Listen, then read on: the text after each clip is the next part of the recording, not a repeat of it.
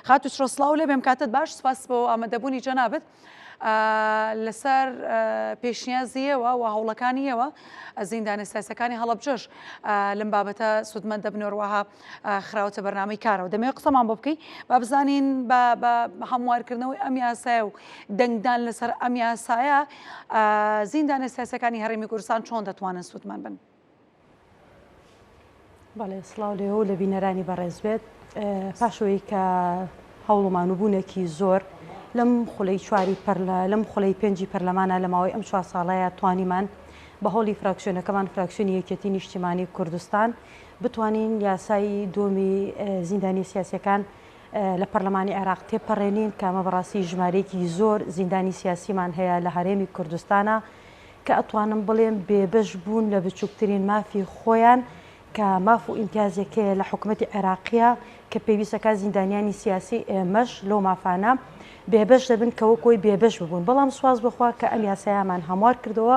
هەموو زیندانیانی هەرێمی کوردستان هەموو ئەو ماف و ئیمتیازانیان ئەبێت کە زیندانێکی سیاسی لە حکوومەتی عێراقیە هەیەی هەروەها بەپێی مادەی 132 دەستور پێویستەکات جیاوازی نەبێت لە نێوان هیچ کام لە زیندانیانی سیاسی لەبەرەوە ئەو زیندانی سیاسی کە لە هەرێمی کوردستانە زیندانی کراوە یاخود ئەو زیندانی سیاسی کە لە عێراقا زیندانی کراوە هەردووکیان بۆ یەک مەبەست زیندان کراون کە لەلایەن ڕژێمێکەوە زیندانی کراون بۆیە سوپاس بخوا ئێمە دوێنێ توانیمان ئەم یاسایە تێپەڕێنین. بۆ نمونە ئەو دەستکەوتانی کە زیندانی سیاسیەکانی هەرێمی کوردستان دەتوانن لە ڕێگەی هەموارکردن ئەم یاسایە دەستیان بکەوێت چین بۆ نمونە زیندانی سیاسیەکانی عێراق چیان بۆ دەکرێت لە بەرامبەرداکە لە هەرێمی کوردستاندا ئەنجام نادرێت. بەڵێ زیندانی سیاسی لە عێراقا موچەیان بۆ 25 ساڵە ببوورە بۆ 25 ساڵە بەڵام زیندانیانی سیاسی ئێمە منحەیەکیانە بوو کە لە ماوەی 10 ساڵە بڕاوە کە نابێت جیاوازی لە نێوان بچەیە بکرێت موچەکان لە هەرێمی کوردستانە بەڕاستی موچەکە کەمترێکە لێرە زۆر زیاترە لێرە زیندانی سیاسی بێمەی تەندروستی هەیە کە لە لای ئێمە بەڕاستی نییە. هەروەها ئەگەر خێزانێک چەند مناڵێکی هەبێت بڵێ بۆ نمونە 5 مناڵی هەیە زیندانێکی سیاسی لە حکوومەتی عێراقیە 5 مناڵی هەر 5 مناڵەکەی ئەتوانێت لە زانکۆکان بە خۆڕایی بخوێنێت کە ئەوە حکومت پارەی ئەو تێچووی ئەو بڕی خوێندنەی بۆ هەیە بەڵام لە هەرێمی کوردستانە ئەگەر خێزانێک 4 مناڵیە 5 مناڵی هەبێت بە پێچوانەوە تەنها یەک مناڵی ئەتوانێت سوودمەند بێت لەوەی کە لە زانکۆکانە حکومت پارەی بۆ بات و بە خۆڕایی بخوێنێت ئەمەیەکی لە جیاوازەکانە. ئەم جیاوازی دەستکەوت و ئیمتیازاتە بۆچی گەڕێتەوانێت بۆچی لە هەرێمی کوردستان وایە و لە عێراق وایە بۆچی وا بۆ لە ڕابردووە؟ بەڵێ حکومەت وەکو وتم پێشووتر ڕێکەوتنێک نەبووە لە نێوان حکومەتی هەرێمی کوردستان و حکومەتی عێراقیە هەروەها یاسیاکە بەو جۆرە بوو کە گوایە ئێوە دەستگای شەیدانی خۆتانتان هەیە ئێمە ناتوانین یاخود ئەوان مؤسسەی شوهەدا لەگەڵ سوژەنای ئێرە لەگەڵ ئەوێ جیاوازی ئەوان ئێڵێن ئێوە خۆتان وەزارەتی خۆتانتان هەیە یاسا و ڕێنمایی خۆتان هەیە بەڵام ئەبێ پێویستەکە ئەم یاسایە بۆ زیندانیانی سیاسی و بۆ شەیدەکانمان یەک یاسابێت بەڕاستی ناکرێت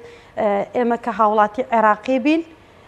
وەکو وتم کە هەر زیندانێکی سیاسی ئێمە زیندانی کراوە کێ کردوێتی یەک ڕژێم کردوێتی لەبەرەوە جیاوازی نابێت هەمووشیان بۆ ئازادی ئەم عێراق و کوردستان هەوڵیان ناوە لەبەرەوە ناکرێت زیندانێکی سیاسی لە لای ئێمە موچەیەکی کەمی هەبێت هیچ ماف و ئیمتیازێکی نەبێت بەڵام لێرە موچەکەی لەسەر 1,200,000 و هەموو ئەو ماف و ئیمتیازەی کە هەیەی بەڵام لە لای ئێمە نەبیعنی هۆکارەکەی نازانە بۆچیە گەڕێتەوە کە ئەوەنە جیاوازی لە نێوان حکوومەتی هەرێم و حکوومەتی کوردستانە هەبێت. باش خاتو چۆ هیچ ئامارێکت لایە بووی بزانین کە ژماری زیندانیانی سیاسی لە هەرێمی کوردستان چەندێکە؟ بەڵێ ئێمە سەر و 25,800 زیندانی سیاسیمانەیە کە پشڕاستکراوەتەوە هەموو ڕێکارە یاسا و ئیدارەکانیان تەواو بووە لە دەستگای شەیدا لە ببوورە لە وەزارەتی شەیدانی حکوومەتی هەرێمی کوردستان بەڕاستی ئەم ژمارە زۆرەی زیندانی سیاسی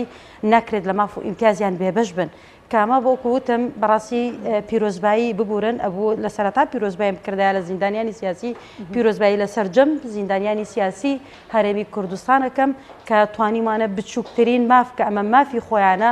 کە زۆربەی زۆری زیندانمان هەبووە بەڕاستی بەداخەوە هەوێی زیندانی سیاسی بۆ کراوە بەڵام تاکو ئێستا موچەی نەبووە و وفاتی کردووە کە ئەمە یەکێکە لەو کێشانە بەڕاستی جێگەی داخ و ئەسەفە بۆ ئێمە کە زیندانیمان هەبووە چاوەڕێی ئەوەی کردووە لەلایەن حکوومەتی هەرێمی کوردستانەوە موچەیەکی بۆ بکرێت یاخود لەلایەن حکوومەتی عێراقیەوە بە زیندانی سیاسی ئەژمار بکرێت بەڵام بەداخەوە وفاتیان کردو و تاکو ئێستا هیچ مەفو ئیمتیازێکیان بۆ نەگەڕاوەتەوە بەڵام من تەمەنای ئەوە ئەەکەم لە دوای ئەوەی کە ئەم یاسایە تێپەڕی ئێمە تەنها ئیشی ئێمە ئەوە نەبێت کە ئەم یاسایە تێپەڕی و بڵێ لە پەرلەمان لەلای ئێمەوە تێپەڕیوە هەروەکو چۆن لە بەپارێزگابوونی هەڵبجەیە دڵنیایی ئەومانیایە هاوڵاتیانی خۆمان وتمان ئێمە هەر ئیشمان ئەوە نییە کە ئەم بە یاسایە تێپەڕێ لەناو پەرلەمانە بگرە چاودێریەکەین و بە دوواداچوون بۆ کار ڕێکارەکانی دواتریەکەین ئەم یاسایش کە دوێنێ لەناو پەرلەمانی عێراقا تێپەڕیوە هەروەکو کاری هەمیشەیەمان کە ئەمە ئەرک و واجبمانە پێویستەکات بە دوواداچوونەکانمان بکەین لەلایەن حکوومەتی عێراقی و حکوومەتی هەرێمی کوردستانەوە. خاتو چۆ چەند کاتیەوە تامی یاسایە جێبەجێکرێت چکە ئێستا بۆ منە زیندانە سیاسەکانڵان ئۆکێ ئەمە قەراری لەسەر دراوە و تێپەڕێنراوە بەڵام بەڕاستی ئەوان جێبەجێکردنەکانەوێت دەر هیچ زیادکردنی موچەکانیانەوێت کە بێتە سەر حسابەکانیان. بەڵێ بەڕاستی ئەمە بە ڕۆژ و دووڕۆژ ناکرێت خۆتان نەزان کە یاساکە لێرە تێپەڕی دواترە چێتە لە جەریدە بڵاوکرێتەوە چێتە سەرۆکاتی کۆمار و بڵاوکرێتەوە بەڵام ئەمە وەکوتم پێویستی بە ڕێکەوتن هەیە لە نێوان حکوومەتی عێراقی و حکوومەتی هەرێمی کوردستان و وەزارەتی دارایی ئەبێت هاوکار بێت بۆ ئەوەی کە ئەو زیندانی سیاسیانەی ئێمە کە بەڕاستی وەکوتم ژمارەیەکی زۆری زیندانی سیاسی هەیە لە هەرێمی کوردستانە تاکو ئێستا بەس تەنها هەڵگیری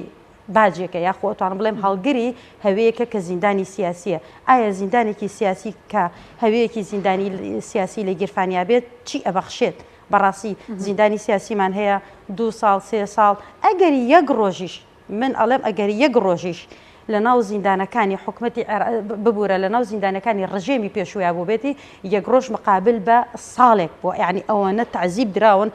خاصەتەن کورد هەموو لە یاکەزان کە کورد ئێمە زۆربەی زۆری ڕۆڵەکانی ئێمە لە سجن نابوون لەوەتەی هەن بەڵام ناکرێت تەنها هەڵگری هەوەیەک بێ لێ نووسرا بێ زیندانی سیاسی وەکوتم زۆربەی زۆری زیندانی سیاسیەکانمان بەو داخەوە بەداخەوە وەفاتیان کردەوە کە ئێستا ماڵ و مناڵەکەشی بێ بەشن لێ بۆیە ئێمە دواتر ئەبێت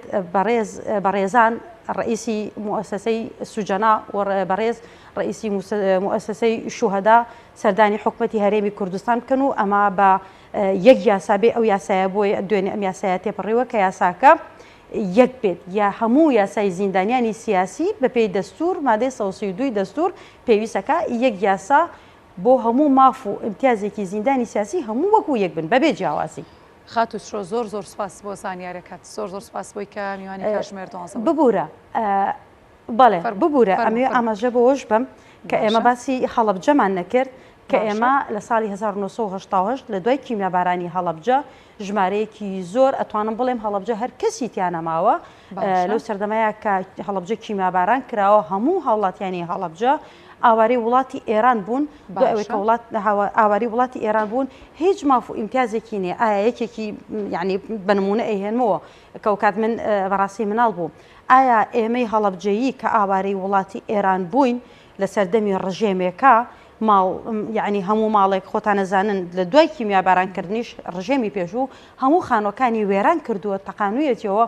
ئایا ناکرێت حکوومەتی عێراقی ئێستا کە ئەم حکوومەتە و هەیە و میراتگەری حکوومەتی پێشووە ئەکرێت قەرەبوو بکرێتەوە لەبەر ئەوە لە دقی لە ئەسڵی قانونەکەیە هەیە پێویستە هەڵەبجە وەکو ڕەفحا قەرەبوو بکرێتەوە ناکرێت ئەم هەمووە خەڵکە کە لە هەڵەبجێ ئاوارەی وڵاتی ئێران بوون هەتا وەکو ئێستا من ساڵی پار پرۆژە یاساکەم هەر ئامادە کرد پێشکەش بەڕێز سەرۆکی لیژنەی یاسای پەرلەمانی عێراقم کرد بۆ ئەوەی تعویزی هەڵەبجە بکرێتەوە یعنی تاکو ئێستا ئەمە لە 2005ەوە کە حکوومەتی عێراقی هەیە بەڕاستی یەکێک نەهاتووە قەرەبووی خەڵکی هەڵەبجە بکاتەوە یعنی ئەو هەموو شەهیدە 5,000 شۆخان لە دوای هەموارکردنەوە ئەم یاساچی ئەمە دەتوانین تر بڵین ئەمەلێکە بەڕاستی دەچێتە جێگەوڕێگی خۆی و هاوڵاتیانی هەڵەبجە بە دیاریکراوی بە در لە زیندانە سیاسەکانی دیکە دەتوانن سوودمەند بن لەمە بەڵێ وەکوتم خەڵکی هەڵەبجەش وەکو خەڵکی ڕەفحا ئەبێ قەرەبوو بکرێتەوە بەپێی هەمواری ئەم یاسایە ئەوانەی کە لە ساڵ 1970 چونکە هەموو ئەوانەی کە ئاواری وڵاتی ئێران بوون ناویان هەیە لە وڵاتی ئێران ناویان هەیە ئەتوانن یعنی لەو کاتێک کە هەر چکە بە زۆربەی هەنێک هەبوو قەرەبووی وەرگرتەوە پێشووتر قەرەبوویەکی کەم ئەویش یعنی لە چەند کەسێک تێناپەڕێکە ئەو قەرەبوویان وەرگرت بەڵام ئەوەی کە ئێمە لەم یاسایە داوامان کردووە هەموو هاوڵاتیانی هەڵەبجە کە لە ساڵی 1970 ئەمە بۆی ڕوونکردنەوە بێت بۆ هەموو بینەران و هاوڵاتیانی هەڵەبجە کە لە ساڵی 1970 ئاواری وڵاتی ئێران بوون وەکو خەڵکی ڕەفحا ئەبێت قەرەبوو بکرێنەوە بەپێی ئەم قانونەکە ئەمە لە ئەسلی قانونەکە پێشووتریش هەبووە. خات و چڕۆ تۆڵی ئەبێت یعنی ئەمە بۆ هەمومانەڵێن ئەبێ هاوڵاتیانی هەڵەبجە لە ناو یاساکەی هەیە لە ناو یاساکەیە هەیە. باش زۆر یاسا هەیە لە دواتردا بەڕاستی شەڕی ویستۆ بۆی کە بتوانرێت جێبەجێ بکرێت بۆ ئەمان چی ئەمە ئیتر تاو هەموارکردنەوەی و جێبەجێکردنی دەتوانین بڵین ئیتر هیچ ئەرقلەیەکی بۆ دروست ناکرێت دەچێتە جێگەوڕێکی خۆی. من هەتاوەکو لەم خۆڵەی پەرلەمانە بم هەتاوەکو پەرلەمان هەبێوە وەکو پێشووتریش ئاماژە بێت چۆن هەر لەسەر بە پارێزگابوونی هەڵەبجە وەکو نوێنەری هەڵەبجە وەکو ئەرکی سەرشانمان چکەمە ئەرکە لە سەرشانمان فراکسیۆنەکەمان فراکسیۆنی یەکێتی نیشتیمانی کوردستان هەرێک لە نوێنەرەکانی ڕائەسپێرێ بۆ ئەو ئەرکەی کە لە سەرشانیەتی و منیش لەبەرەوەی کە وەکو ئەندامی لیژنەی شەهیدان و زیندانیانی سیاسی و وەکو نوێنەری هەڵەبجەش و خۆشم هەڵەبجەییم هەم بەرگریم لە مافی زیندانیانی سیاسی کردووە 4 ساڵە بە ئەم یاسایە چەندین جار هاتۆتە ناو لیژنەی شەهیدان گەڕاندومانەتەوە لەبەرەوە ڕازی نەبووین هیچ شتێکی بۆ زیندانیانی سیاسی هەرێمی کوردستان تیا نەبوو بۆی ئەمان گەڕاندەوە هەتاوەکو ئەوەی کە بەڕێکەوتن لەگەڵ بەڕێز وەزیری شەهیدان و لەگەڵ نوێنەرەکان ئێمە بەڕاستی سێ نوێنەری کوردین کە لەوێن بۆیە ئێمە لە دوای تێپەڕان کۆکو ئاماژەم پێەیە کە دوێنێ لە ناو پەرلەمانی عێراقا تێپەڕیوە چۆن دوێنێ تێمان پەڕاندووە ئەمڕۆژ بە وەکو نوێنەری هەڵەبجە و بە هاوکاری فراکسیۆنەکەم لە دوای تێپەڕاندنی هەوڵی جێبەجێکردنی بگرە شەڕیشی بۆکەین ئەگەر ئێمە نامانەوێت تەنها وەکو وتم تەنها یاسایەک لە ناو پەرلەمانە بڵێن ئیشی ئێمە ئەوە بوو کە ئەم یاسایە لە ناو پەرلەمانە کێشەی ئێمە ئەوەیە کە تێپەڕێت نەخێر ئەبێ بە دواتر چاودێری بکەین تاوەکۆی ئیشەکانی ئێمە چی بە لە دوای ئەوەوە ئیشی ئێمە دەست پێەکات تا ئەو کاتێک کە ئێمە ئەرک واجبمان هەبێت لە ناو پەرلەمانە هەبە دڵسۆزی هەڵەسین بۆ ئیشی کەواتە چڕۆخان من لە قسەکانی تۆ تێگەیشتمەوە کە یاساکە هەیە بەڵام پێویستی بە هەوڵ و ماندووبوونیەوە هەیە زۆر سوپاس ئێوار هەبن بۆی بتوانن نوێنەرایەتی زیاتری خەڵکی هەڵەبجە وەرەمی کوردستان بکەن نوێنەراتی ژنان بکەن و بتوانن بە سەرکەوتی کارەکانتان ئەنجام بدەن زۆر سوپاس بۆ ئامادەبوونت